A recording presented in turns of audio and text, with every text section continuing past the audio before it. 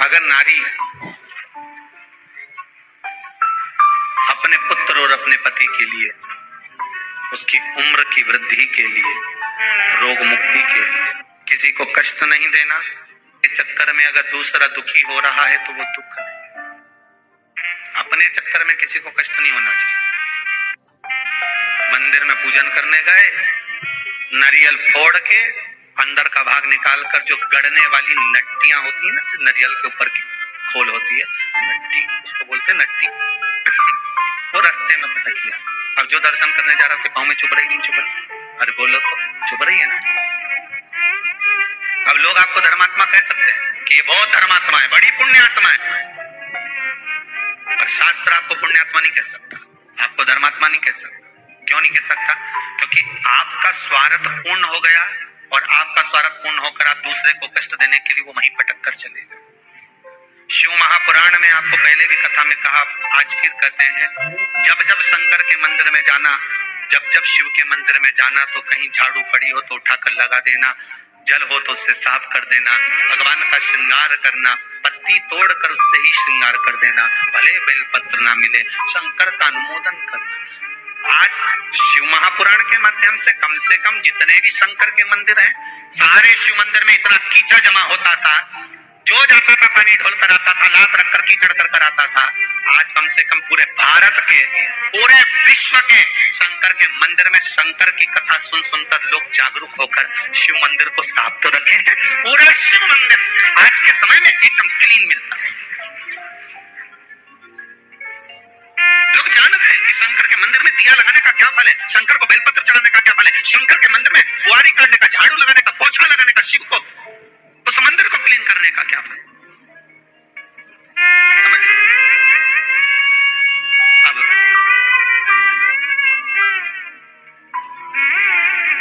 महाराज नयन जल था, धनेश्वर को बुलाया राजा चंद्रहास। राजा चंद्रहास ने पूछा, तुम्हारा चेहरा बहुत उतरा हुआ है, आपका चेहरा बड़ा उतरा है, आपकी धर्म पत्नी का चेहरा भी जो इतना सुख है उसके पास में, तो क्यों उतरा है? तो राजा चंद्रहास बड़ा धर्मात्मा था, और धनेश्वर भी धर्मात्मा थे, ब्राह्मण है, धर्मात्मा भी बड़े धर्मात्मा थे। क्या बात है, आपका चेहरा उतरा हुआ है? वो कारण के बले सारा सुख भगवान ने दिया, संपदा भी दी, दौलत भी दी, सत्ता भी दी, सारा वैभव हमको दिया है, पर भगवान ने गोदी में संतान नहीं दी। भगवान कृष्ण से माता यशोदा जी ने पूछा, कन्हैया मान लो किसी नारी का पुत्र या पति रोग से ग्रसित हो,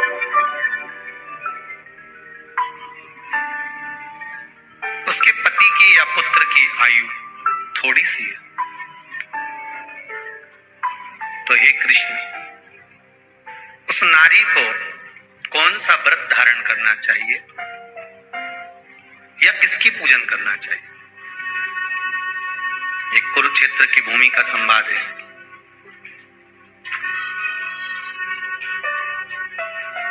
भगवान कह रहे हैं, मां, अगर नारी अपने पुत्र और अपने पति के लिए, उसकी उम्र की वृद्धि के लिए, रोग मुक्ति के लिए, विश्व के ताप को कम करने वाले चंद्रदेव की आराधना, पूर्णिमा के व्रत को धारण करती है, तो नारी उस व्रत के प्रभाव से अपने पुत्र और पति की बीमारी को, रोग को हर लेती।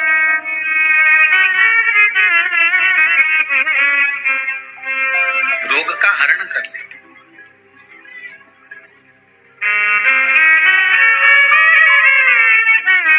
महाराज,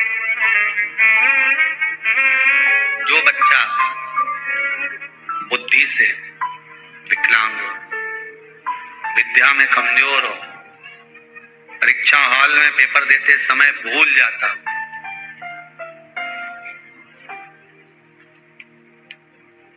कामना करता हूं।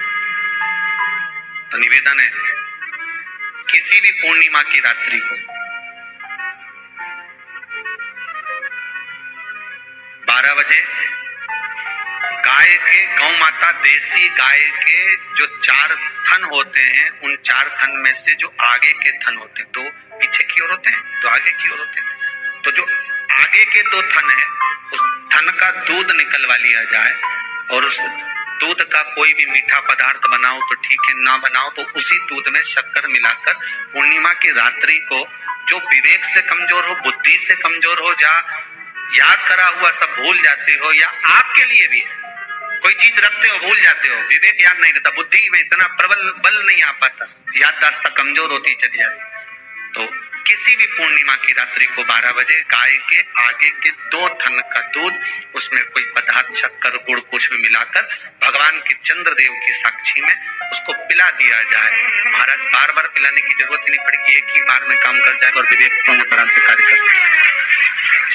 देसी गाय के आगे के 2 थन का दूध बड़ा प्रबल होता है।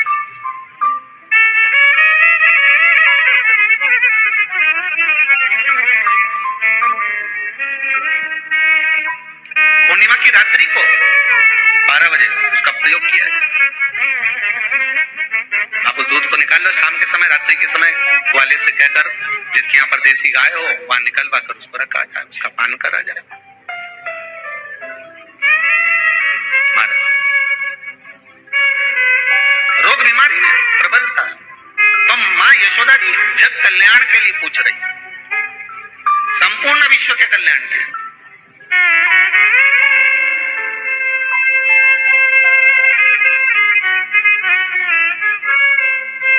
अरे कितना सुंदर संवाद है।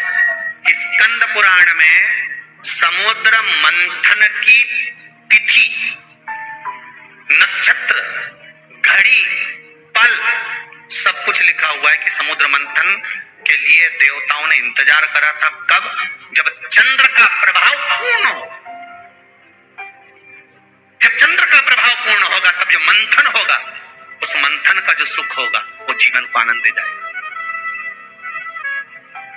हो सकेगा तो कल की कथा में मंथन के लिए जो समय स्कंद पुराण में कहा गया कि ये समय में चंद्र प्रबल होगा, उस चंद्र की प्रबलता में मंथन का कार्य प्रारंभ करा जाए। देवता और राक्षस मिलकर मंथन करें। कल की कथा में वो पल, वो समय भी बताएंगे कि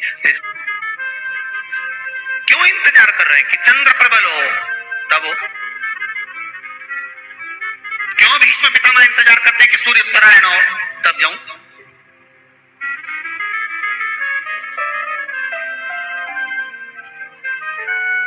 जब देवता 33 कोटि देवता उस चंद्र के इंतजार में रहते हैं कि ये चंद्र प्रबल होगा, तब जाकर ये चंद्र यहाँ पहुंचेगा, तब जाकर हम मंथन करेंगे, तब जाकर वो अमृत मिलेगा और उस अमृत को देवता धारण करेंगे तो वो आनंद पा जाएंगे। तो हम क्यों शरद पूर्णिमा छोड़े? हम क्यों एक एक पूर्णिमा छोड़े? एक एक पूर्णिमा के महत्व को जानिए। कोई पूर्णिमा साधारण नहीं है, कोई प्रदोष साधारण नहीं है, कोई शिवरात्रि साधारण नहीं है। 12 महीने शिवरात्रि पड़ती है, 12 महीने में प्रदोष पड़ता है, पर 12 महीने हम उसका महत्व ही नहीं जान पाते। कौन से प्रदोष पर क्या करना है, कौन सी पूर्णिमा को क्या धारण करना है, कौन सी शिवरात्रि पर। कई लोगों को तो यहाँ तक नहीं मालूम था कि भाई श्रावण के महीने में भी शिवरात्रि आती है। वो तो बस लोगों के कि शिवरात्रि का पूजन हुआ, तो उसका स्मरण क्यों छोड़े हम? अगर ये वेद और शास्त्र ब्राह्मणों को दिए गए हैं, ये वेद और शास्त्र विद्वज्जन को दिए गए हैं, तो इसका स्मरण होना चाहिए।